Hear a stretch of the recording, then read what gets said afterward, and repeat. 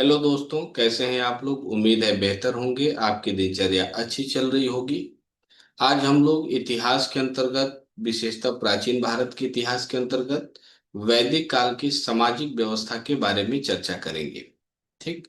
धार्मिक, सांस्कृतिक, आर्थिक, राजनीतिक सभी व्यवस्थाओं के बारे में वन बाय वन हमें डिस्कशन करना है। तो इस व्यवस्था के अंतर्गत सबसे पहले यहाँ पर टॉपिक जो है धार्मिक और सांस्कृतिक पड़ गया है। लेकिन हम लोग जो डिस्कशन करने जा रहे हैं, सोशल सिस्टम के बारे में यहाँ पर डिस्कस करने जा रहे हैं। किसके बारे में? सोशल सिस्टम के बारे में। और यह जो क्लास होगा आपको BPSC TRE 4, UPLT grade, TGT PGT दोनों को ध्यान में रखकर बनाया गया है। यह क्लास आपके लिए बहुत उपयोगी होगा, एग्जाम के पॉइंट ऑफ व्यू से भी बहुत उपयोगी होगा। तो बिना किसी फॉर्मेलिटी के हम लोग सीधे टॉपिक पर आते हैं और वन बाय वन उत्तर वैदिक काल के सोशल सिस्टम के बारे में समझने की कोशिश करते हैं। देखिए, उत्तर वैदिक काल का जो ये पीरियड है 1000 से 600 बीसी का, ईसा पूर्व का जो समय है, बिफोर क्राइस्ट का, उसे हम मानते हैं उत्तर वैदिक काल का समय। और उत्तर वैदिक का जब भी बात आएगा, आप सीधे इसे आर्यन से जोड़ लीजिएगा। क्योंकि उत्तर वैदिक काल की जो संस्कृति है वो आर्यन संस्कृति है, आर्यन कल्चर है। और आर्यन की सामाजिक व्यवस्थाओं के बारे में बात करता है। इंडस वैली सिविलाइजेशन के अंतर्गत पूरा शहरी व्यवस्था था। लेकिन वैदिक काल में जैसे ही हम आते हैं, और स्पेशली उत्तर वैदिक काल की हम बात करें, तो यहाँ की व्यवस्था ग्रामीण हो जाती है, कृषि आधारित व्यवस्था हो जाती है। मन का कारखाना, लौ का कारखाना, ये बताता है कि इस समय उद्योग धंधों का भी विकास प्रारंभ हो चुका था, जिस पर हम आगे विस्तार पूर्वक चर्चा करेंगे। तो यहाँ जो चर्चा हम करने जा रहे हैं, पहले हम लोग सोशल सिस्टम के बारे में डिस्कस करेंगे। डियर स्टूडेंट, यहाँ पर एक इमेज दिखाया गया है। इस इमेज के द्वारा उत्तर वैदिक काल के जो भौगोलिक क्षेत्र है उसको विस्तार से समझने समझाने की कोशिश की गई है। तो सीधे यहाँ से एक लाइन ऐसे खींच लीजिए और ये मान लीजिए कि यहाँ से आर्यंस निकले और यहाँ पूरब की तरफ पहुंचे।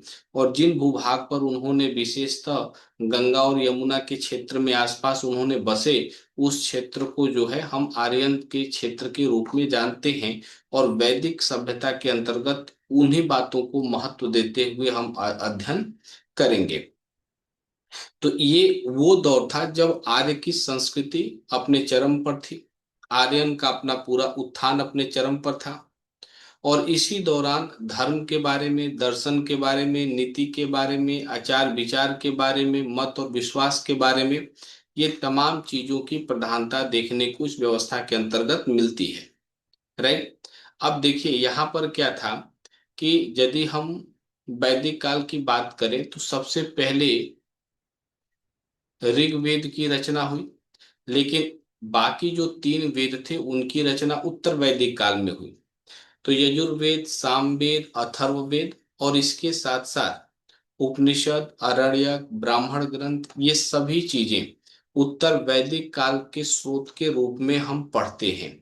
लौह प्रौद्योगिकी का भी यह युग था। इस समय लौह प्रौद्योगिकी देखने को मिलती है। और विशेषतः इस काल में चित्रित धूसर मृदभांड या का जो उदाहरण मिलता है, मृदभांड का जो उदाहरण मिलता है, वो भी इस समय के बारे में बताती है। एक इम्पोर्टेंट साक्ष्य के रूप में आपको बताती हैं। और एक तरह से ये भी आपको समझना है कि इस संस्कृति के लोगों का मुख्य केंद्र जो है ये मिडिल एरिया था, मध्य क्षेत्र था।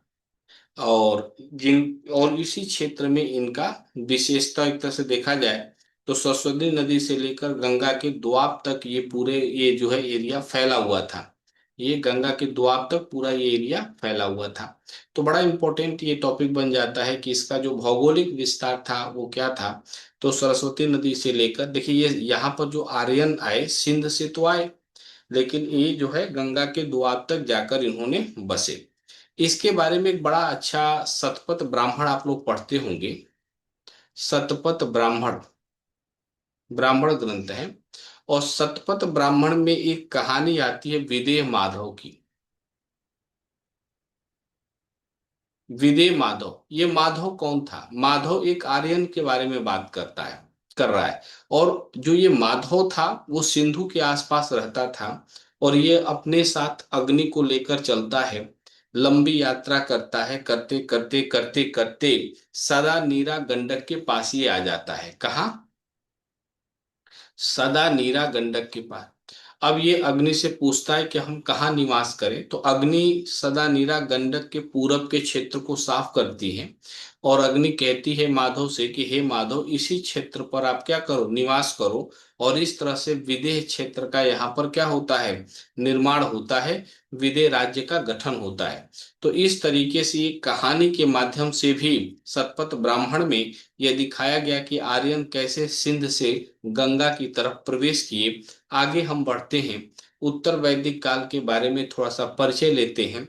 और देखिए यहाँ भी स्पष्ट कर रहा है कि यह युग आर्य संस्कृति के रूप में जाना जाता है, और विकास और विविधीकरण का यह युग था, क्योंकि यहाँ पर हमने देखा कि लौह कारखाने की भी बात, यहाँ पर लौह प्रौद्योगिकी के युग की शुरुआत मानी जाती है। और दूसरी चीज, जो मृदभांड की बात की गई है, मृदभांड ये भी कारखाने की बात यहाँ पर की गई है, तो प्रौद्योगिकी के क्षेत्र में भी विकास हुआ। न सिर्फ प्रौद्योगिकी के क्षेत्र में, जबकि हमने कहा कि उपनिषद, अरण्यक ग्रंथ, बाकी जो वेद हैं, ब्राह्मण ग्रंथ, ये बताते हैं कि इस समय धर्म, दर्शन, नीति, आचार विचार, मत विश्वास की रूपरेखा भी निश्चित हो चुकी थी। और लोहे की तकनीकी का प्रारंभ भी इसी युग में हुआ था, जिसे हम लोग प्रौद्योगिकी युग की शुरुआत कहते हैं। तो उत्तर वैदिक काल को हम लोग लौह प्रौद्योगिकी युग की क्या मानते हैं, शुरुआत मानते हैं। आइए आगे बढ़ते हैं। उत्तर वैदिक काल के बारे में जानने के प्रमुख जो स्रोत हैं वो यजुर्वेद, सामवेद, अथर्ववेद, ब्राह्मण ग्रंथ। वेदों की रचना को भली भांति समझने के लिए ब्राह्मण ग्रंथों की रचना हुई। अरण्यक का मतलब होता है जंगल। अरण्यक ग्रंथ ऐसे ग्रंथ जो जंगलों में लिखे गए, उनसे भी इस युग के बारे में हमें साक्ष्य प्राप्त होता है। उपनिषद का मतलब होता है उपधन निषद, यानी कि गुरु के समीप आकर बैठना और ज्ञान प्राप्त करना। इसमें याद रखने योग्य बातें शामिल की गई थी। और चित्तित धूसर मृदभांड के जो है साक्ष्य जो है, वो इस युग के बारे में हमें जानकारी प्रदान करते हैं एक स्रोत के रूप में। अब बात आती है कि इसको हम लोग विस्तार देने की बात करेंगे। तो जैसे मान लीजिए इसको हिमालयन बेल्ट को ऐसे दिखाकर हम नीचे लेते आए, ठीक भारत के नक्शे को जो अच्छे से नक्शा आप लोग बना लेंगे, है ना, ये नक्शा ऐसे बनता है। ठीक है, तो ये ऐसे आप मान कर चलिए कि यहाँ से हम लोग जो है, या मोटा मोटी कहो तो मान लो यहाँ पर कि पश्चिम से पूरब की तरफ ये जो है, ये आर्यंस का पलायन था, और गंगा के आसपास के क्षेत्रों में वो निवास करने लगे। तो सिंधु की तरफ से ये आगे बढ़े, और धीरे धीरे गंगा के दोआब तक इन्होंने विस्तार किया। और जब ये सिंधु, यानी सिंधु पंजाब में बहती है, तो जब उधर से ये चले होंगे, तो ये कुरुक्षेत्र होते हुए हरियाणा, फिर दिल्ली, फिर उत्तर प्रदेश, और फिर उत्तर प्रदेश के गंगा क्षेत्र में बढ़ते चले गए होंगे। शतपथ ब्राह्मण में सदा नीरा गंडक और रेवा यानी नर्मदा नदियों का उल्लेख किया गया है। जो यहाँ पर जो माधव की हमने कहानी बताई कि जो है विदेह माधव ने कैसे विदेह प्रांत की स्थापना की, और उसके साथ अग्नि, अग्नि का जाने का मतलब है कि वेदों का महत्व है, यज्ञ का महत्व है, इन बातों को ये स्पष्ट कर रहा है। अब सोशल सिस्टम की बात करें तो देखिए यहाँ पर वर्ण व्यवस्था थी, और 4 वर्ण होते हैं। ऋग्वेद के 10वें मंडल में वर्ण व्यवस्था का उल्लेख है, जो सबसे आखिरी में जोड़ा गया। और वर्ण के बारे में सामान्यतः जो चर्चा है वो ये है कि ब्रह्मा के मुख से ब्राह्मण निकले, ब्रह्मा के भुजा से क्षत्रिय, ब्रह्मा के उदर से वैश्य, और ब्रह्मा के पैर से शूद्र। तो इन चारों के कर्म अलग अलग थे। ब्राह्मण का पढ़ना लिखना, क्षत्रिय का राज्य की सीमाओं की सुरक्षा करना, वैश्य का व्यापार, और शूद्र इन तीनों को सेवा करने का काम करेगा। अब यहाँ पर जो टैक्स लिया जाता था, टैक्स कर सिर्फ वैश्य से लिया जाता था, उसी कर पर ब्राह्मण और क्षत्रिय आश्रित होते थे।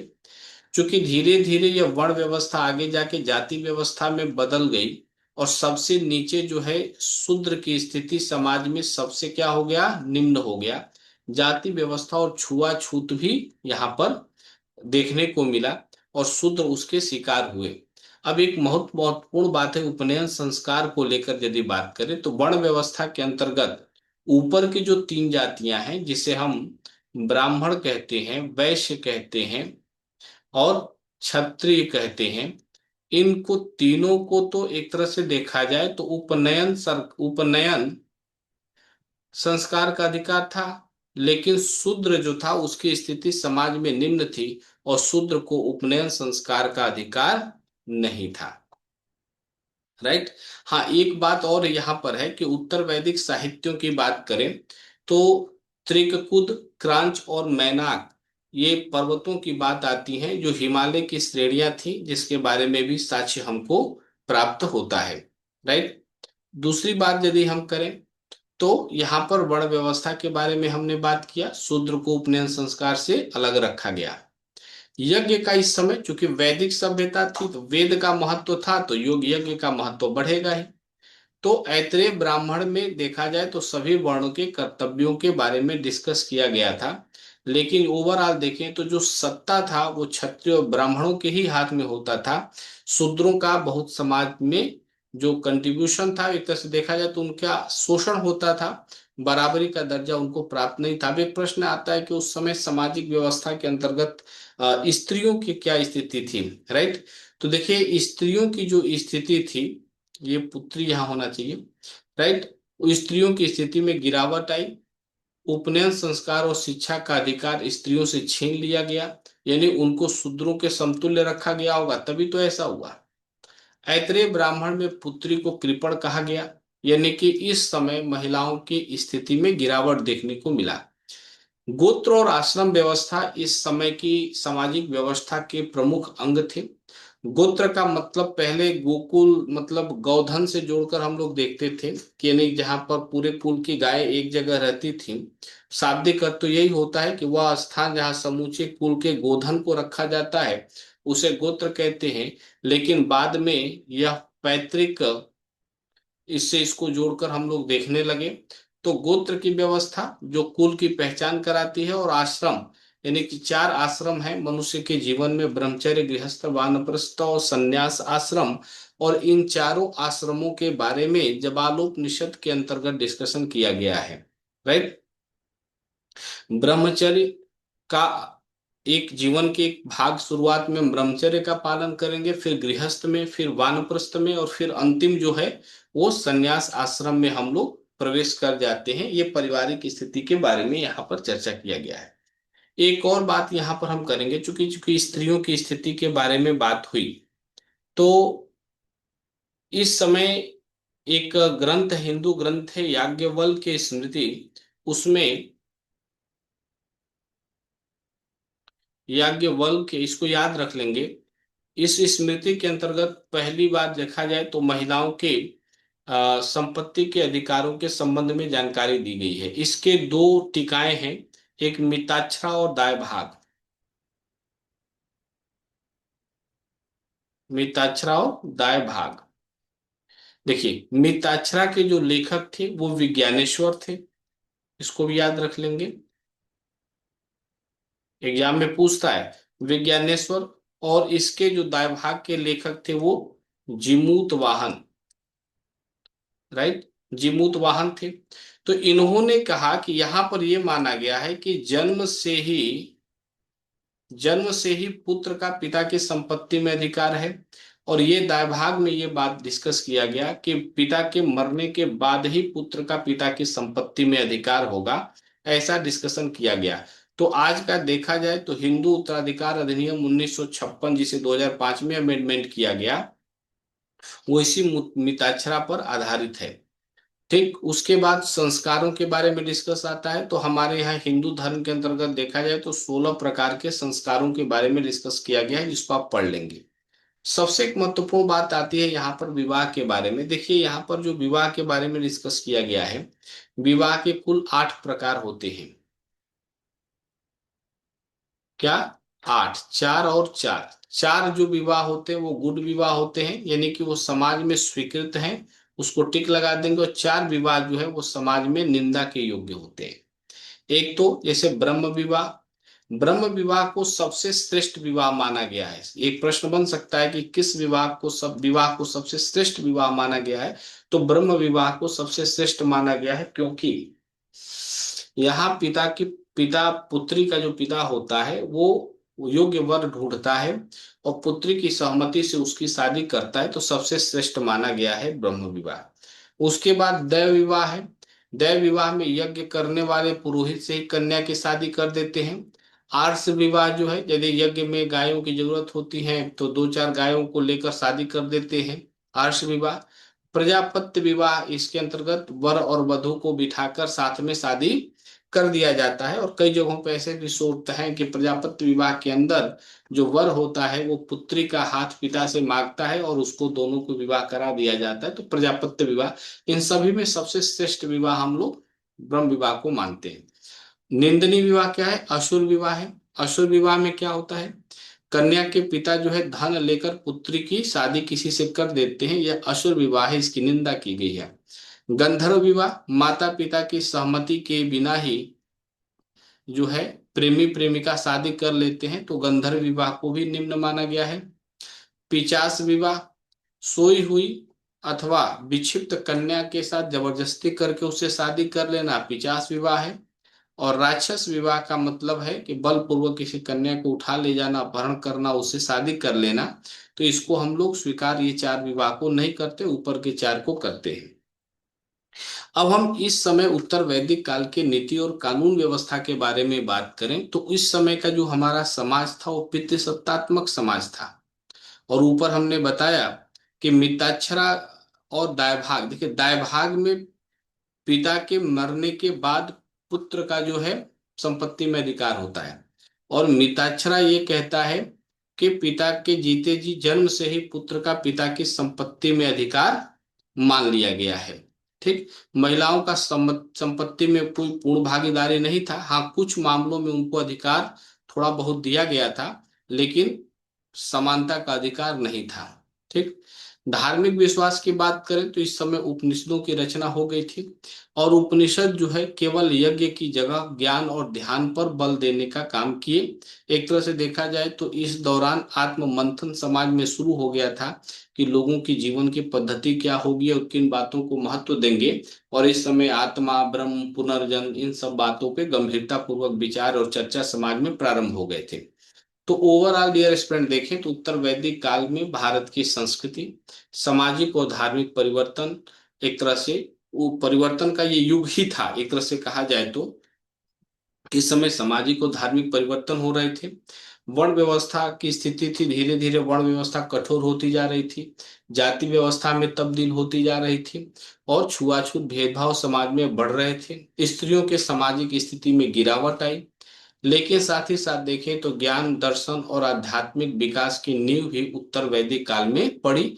आगे उसको हम विस्तार पूर्वक चर्चा करेंगे। तो यहाँ पर हमने सामाजिक व्यवस्था के बारे में बात किया।